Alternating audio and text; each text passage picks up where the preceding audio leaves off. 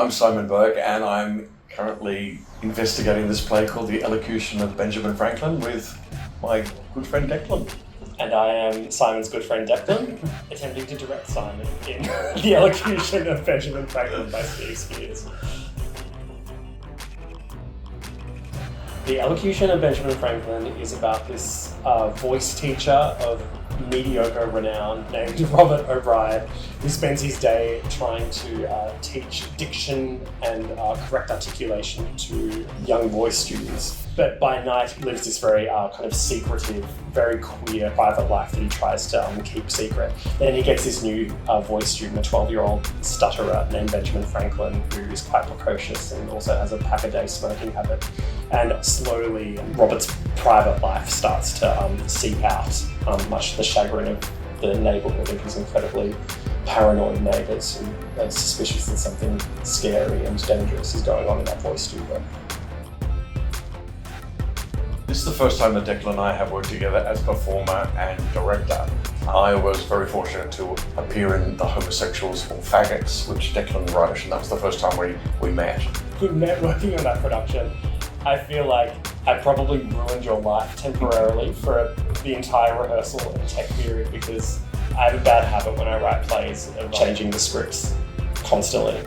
And Simon was remarkably tolerant, as I would hand him new pages of script every day to learn because I decided I didn't like the ones from yesterday very much. And still, over the course of that rehearsal period, he managed to find forgiveness in his heart for me and decided that he wanted us to work together.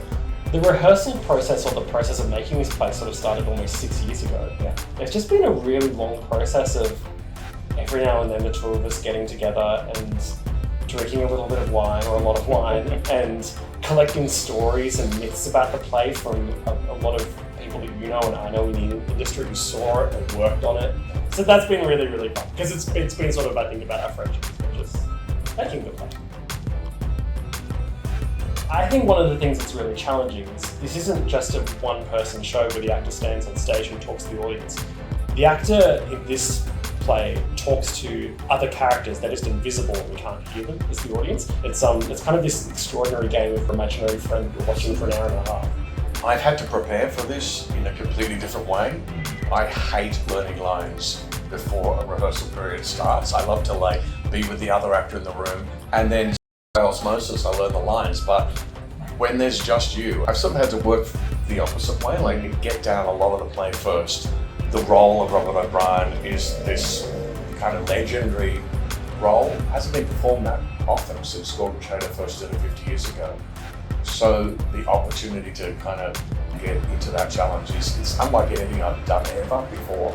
But it's almost like everything I've ever done in my life and my career up to this point has prepared me for just the ability to start climbing the mountain. I think you only do a play like The Elocution of Benjamin Franklin if you have a performer like Simon. It's one of the big roles of Australian theatre. What it asks of a performer is extraordinary and Olympian, in the vocal and physical dexterity that you have to do a role like this. It's one of those nearly impossible tasks. And also there's the occasion as well. It's the 50th anniversary of the play. While the SBW stables are being redeveloped, Griffin has been very graciously welcomed into Belvoir and has taken up residency in the downstairs Belvoir Theatre. And the fact that that's the theatre where The Elocution of Benjamin Franklin first debuted 50 years ago in 1976, everything just felt like it was beautifully serendipitously kind of aligned. It felt like it was the right moment to do the play. It's going to be like nothing you've ever seen, really.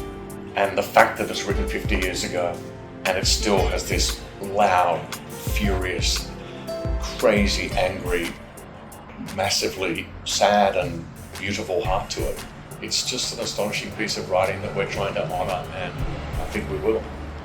So come and see The Elocution of Benjamin Franklin by Steve J. Spears. Belvoir downstairs, 21st of February to the 29th of March.